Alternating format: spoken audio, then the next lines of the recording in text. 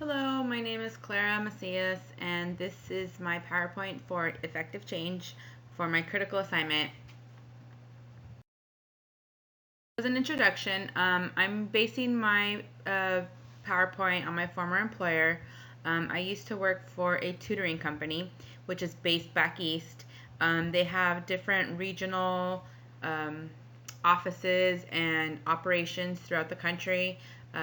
One being here in California. They had California office was responsible for the whole state. We handled Arizona, Minnesota, and a couple other states in between. I think Colorado and New Mexico. There was an office in Florida. There was an office in New York. There were other offices like in the Midwest as well. And basically, they tried to expand. It started off as a supplemental education services tutoring for under the NCLB program. They started doing online tutoring programs. They started doing fee-for-service programs. Then they started doing speech therapy, behavioral therapy, STEAM programs, like all-day summer programs, even going into like charter schools. Just a whole lot of different things that they took on, and the staff became just spread too thin across the regions. Nobody really knew what they were doing. There was people that were working in areas that they had no idea what the field was, what it entailed, or anything like that. Communication was terrible, and ultimately, who suffered was the company, of course, but the customers. Here were these kids needing these services, and we were not able to provide them with the services, or there were issues with the software, or there was just just a big mess. And in the end, after a couple of years, they merged two of the California offices together. We were here in Corona, and eventually, roles were duplicated, and they let people go, and eventually they closed the California office altogether. So there's a lot of things that I think could have been done differently, or could still be done differently, and this is the organization that I'm basing my assignment on. So starting here with an image of the 5-star model, basically, of course, it's the strategy, structure, processes, rewards, and people.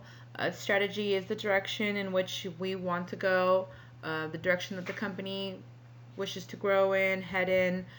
Structure is how it's organized. It's basically the bones, as it was referred to in the book. So it's like the organization chart, how the power is across the organization, who has the authority, and what's the chain of command, if there is a chain of command, or how does it work. And the processes are going to be is the information, how it's processed throughout, how the information is shared throughout the organization, and what the standards are for that. As far as rewards, it's motivation. So rewards and people a lot of times are tied together. Here we show it as two different slides, or two different points in the star in the model. Rewards are going to cover like the metrics, desired values, compensation, and the people, of course, is the human resources aspect of it, the people that are performing the jobs. So for strategy, in order to change and improve the company's success rate with all the programs across the country, my strategy is to focus on the quality of the type of programs and services provided rather than the geographic locations.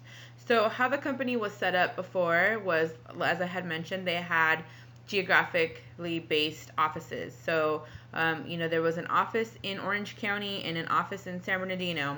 And the San Bernardino office serviced San Bernardino and the surrounding areas, and Orange County serviced San Diego, Stockton, Central California, San Francisco, New Mexico, Minnesota. It was just the way that it was set up was just crazy.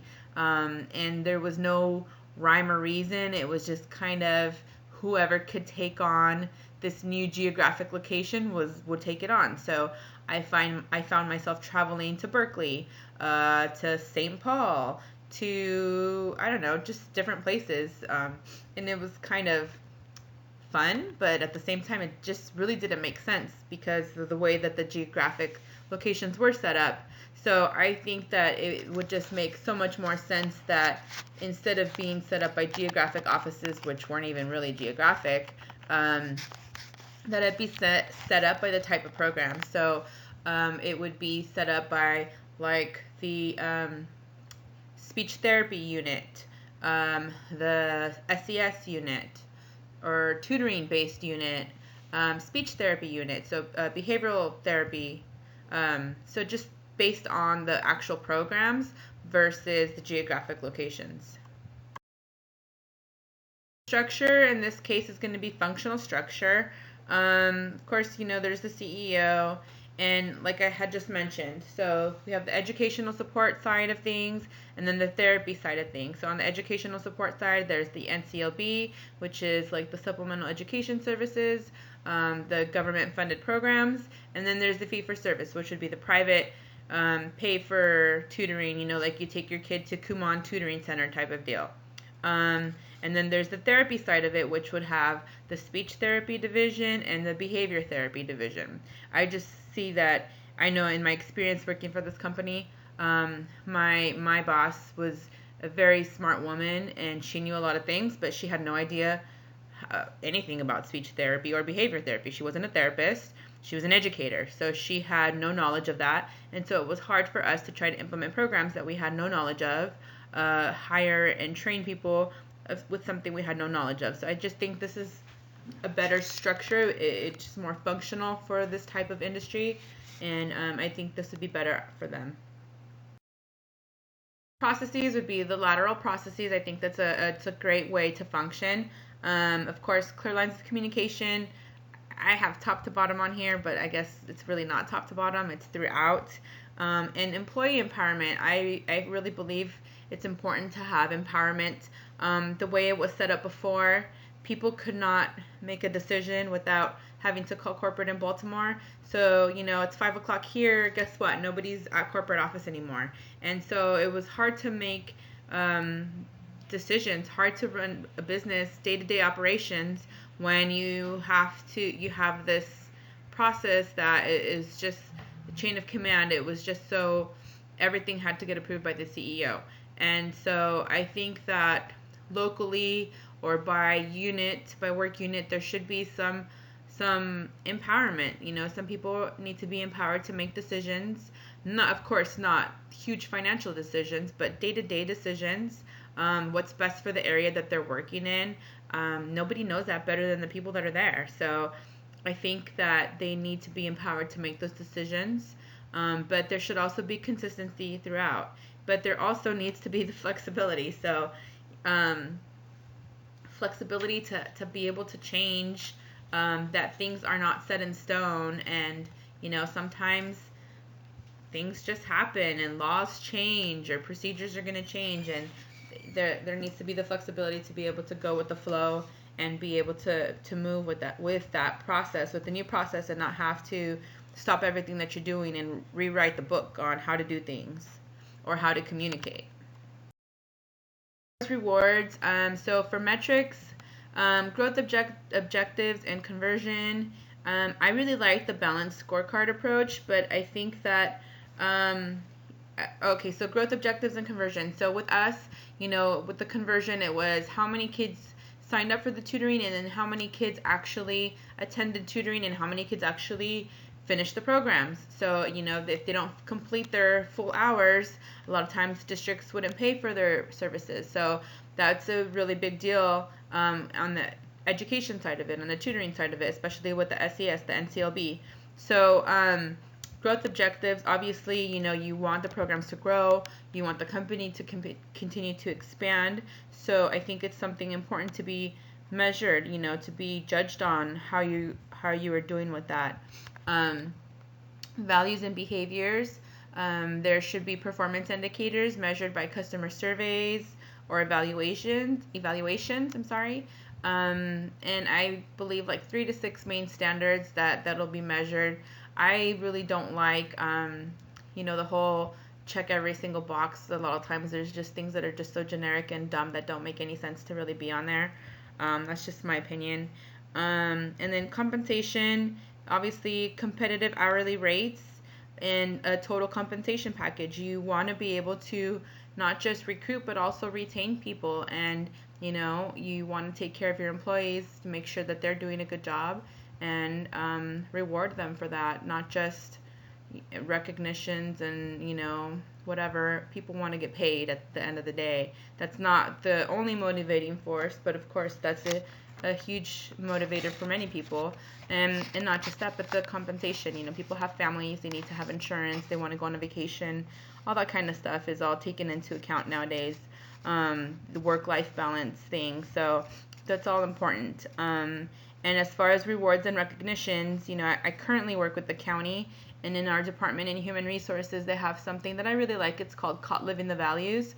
So they have this, you can anonymously nominate somebody, or you can, say who you are, nominate a person when you have an interaction where you think they're living the values of human resources. And so this person will get a certificate, and, people proudly post them in their cubicles, and people get awards at the end of the year or at our annual HR conference. And I just think it's a cool thing, and it motivates people, and it's kind of something to remind us that people are always watching, and people recognize when we do a good job. And it's nice to be recognized, and it's nice to feel like you're valued.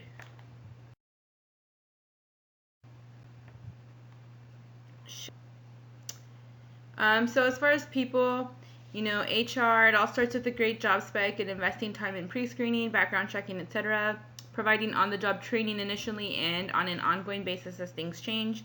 It's always good to stay up to date and have people keep them abreast of stuff that's changing. Things are always changing. We live in a society and in a world where things are always changing, and it's important for us to keep up to date and everything.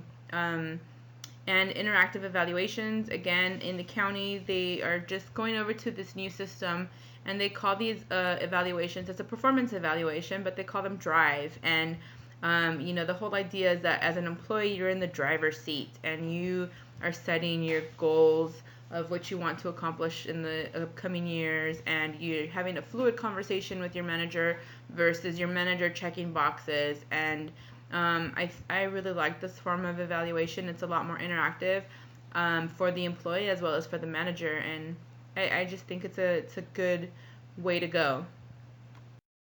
Inclusion, I think it's important in any organization. It's the DWYSYWD, the do what you say you would do, and the values and integrity at all levels. And leadership is at all levels. Again, with the employee empowerment, it's not just the CEO that is able to make a decision. I think there are great leaders at all levels of an organization, and I think those people should be recognized. And that concludes my PowerPoint.